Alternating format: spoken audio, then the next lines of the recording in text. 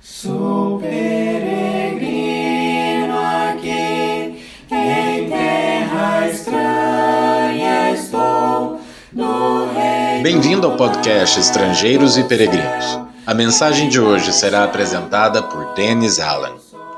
No último episódio, nós refletimos sobre a fé de Abraão. Hoje, nós vamos falar sobre a mulher dele, Sara.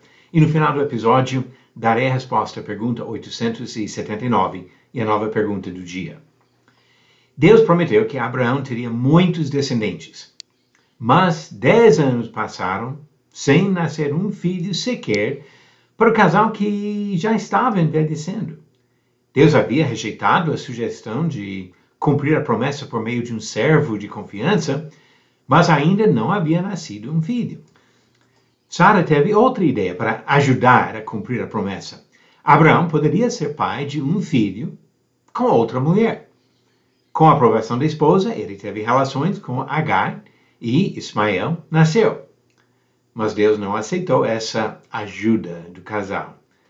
Mais 13 anos passaram sem nascer o filho da promessa. Finalmente, o anjo anunciou a Abraão que Sara, já com 89 anos de idade, ficaria grávida. Ao ouvir tais palavras, ela riu em seu íntimo, dizendo consigo mesma: depois de velha e velho também no meu Senhor, terei ainda prazer? E o trecho continua dizendo, isso em Gênesis capítulo 8. Então o Senhor perguntou a Abraão: por que Sara riu, dizendo: será verdade que darei ainda à luz, sendo velha? Ao ler essas histórias, seria muito fácil destacar a falta de fé de Sara. Mas o Espírito Santo revelou outra perspectiva quando disse em Hebreus 11, versículo 11, pela fé também a própria Sara, apesar de não poder ter filhos e já ser idosa, recebeu poder para ser mãe, pois considerou fiel aquele que lhe havia feito a promessa.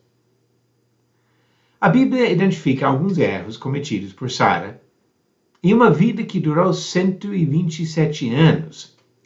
Mas o mesmo Espírito que revelou o texto de Gênesis elogiou a fé dela em Hebreus.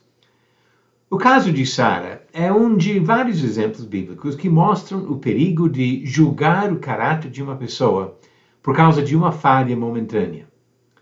Davi cometeu graves erros, mas ainda é descrito como um homem segundo o coração de Deus, tanto em Atos 13 como em 1 Samuel 13.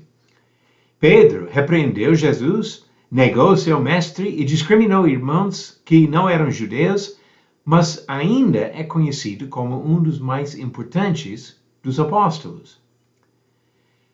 Não devemos negar o perigo do pecado. Jamais devemos tentar justificar nossos erros ou recusar-nos a arrepender. Mas, ao observar a vida dos outros, vamos ter cuidado de não julgar o caráter de uma pessoa por algum momento de fraqueza ou deslize. Paulo até aconselha humildade nessas situações. Ele diz em Gálatas capítulo 6, versículo 1, irmãos, se alguém for surpreendido em alguma falta, vocês que são espirituais, restaurem essa pessoa com espírito de brandura, e que cada um tenha cuidado para que não seja também tentado. Sara, Davi e Pedro são exemplos imperfeitos, mas bons, de fé e persistência no serviço ao Senhor. Vamos valorizar esses modelos. A pergunta 879, verdadeiro ou falso? Paulo afirma que, embora seja livre, ele se tornou escravo de todos para ganhar o maior número possível de pessoas. Esta afirmação é verdadeira e encontramos exatamente essas palavras de Paulo em 1 Coríntios capítulo 9, versículo 19. A resposta correta, alternativa A, verdadeiro. E a pergunta 880 precisa preencher a lacuna. Em Filipenses 4, versículo 13, Paulo declara: tudo posso naquele que me protege, ama, fortalece ou salva? A resposta no final do próximo episódio de Estrangeiros e Peregrinos. Sara teve momentos difíceis, momentos de dúvida, mas ainda é elogiada como exemplo de fé no ensinamento do Novo Testamento. Nós também erramos, temos momentos de fraqueza, de deslize, mas ainda podemos e devemos seguir o caminho do Senhor e procurar manter a comunhão com nosso Deus. Obrigado por nos acompanhar nessa jornada pelas Escrituras. Volte amanhã para ouvir mais uma mensagem do podcast Estrangeiros e Peregrinos. Seguimos pelo mundo a viajar.